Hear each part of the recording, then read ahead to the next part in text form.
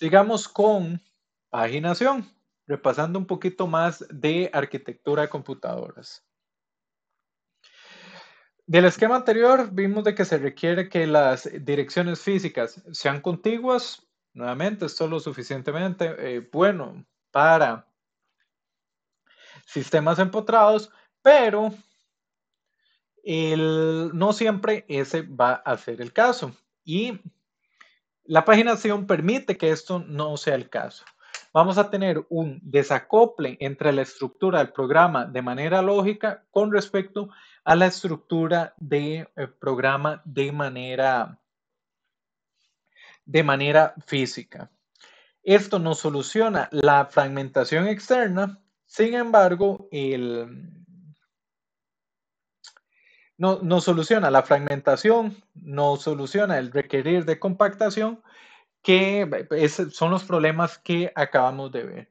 Y nos da un problemita que es mucho más sencillo de solucionar, mucho más barato, que es el de la compactación interna. La paginación se utiliza en todos los sistemas operativos modernos y requiere tanto de mecanismos de hardware como de mecanismos del sistema operativo.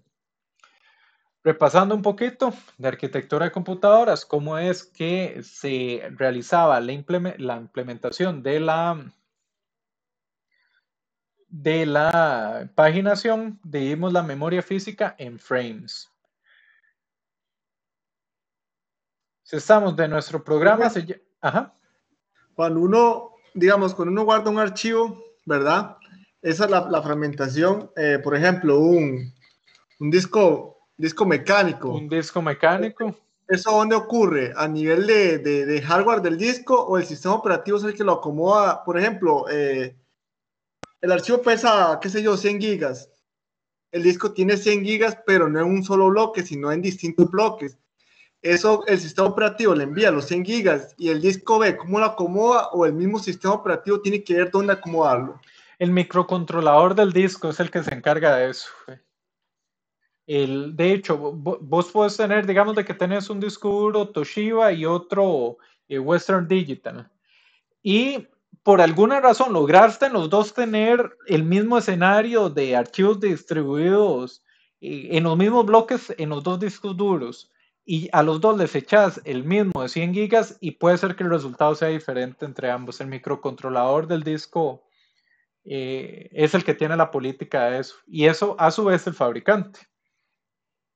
Ah, ya. Sí, no, eso es lo que quería ver. Y bueno, Emanuel, hablando de fragmentación de disco duro, ¿tenés claro por qué es que ocurre? Ya, y sí, porque él los va colocando, ya, y tal vez donde sea más rápido ponerlo, en donde lo tenga más cerca.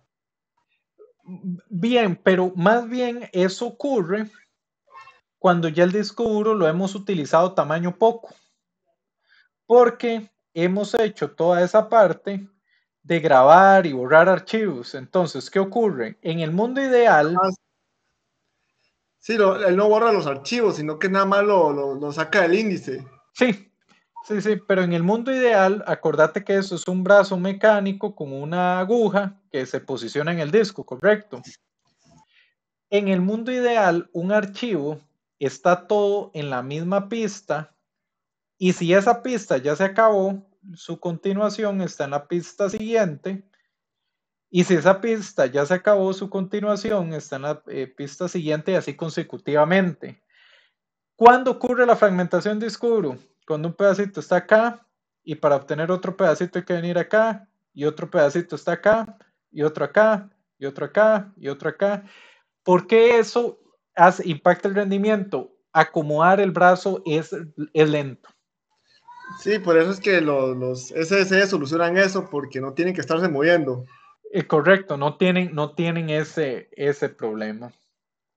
Pero bueno, volviendo al método básico, la RAM la vamos a tener dividida en frames. Nuestro programa, que es la parte lógica, son páginas. Y las páginas van a ser cargadas en los frames de la RAM disponibles. Tenemos una separación total entre la memoria física y la memoria lógica.